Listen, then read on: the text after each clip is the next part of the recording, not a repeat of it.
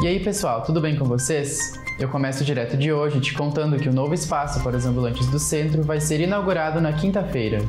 A abertura do espaço está marcada para 1h30 da tarde no Caxias Plaza Shopping, nas proximidades da Praça Dante Alighieri. O Centro de Capacitação e Comércio pode receber 47 bancas no térreo e 41 interessados já realizaram inscrição. Essa é a primeira vez desde 2013 que a Prefeitura disponibiliza melhor infraestrutura para os vendedores ambulantes, com representantes de 6 países. E você sabia que tem um talk show aqui em Caxias do Sul? Eu tô falando do Delírio Coletivo. O segundo episódio já é na quinta-feira. Vem conferir! O projeto, que mescla humor, reflexões e diversidade, convida artistas dissidentes para debaterem sobre os apocalipses particulares de cada um.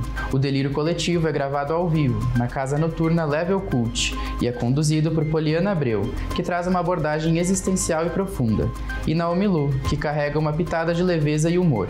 Juntas, elas conversam com um convidado por episódio. Os interessados no projeto podem se inscrever para participar da plateia do programa. É só acessar o QR Code que aparece na tela.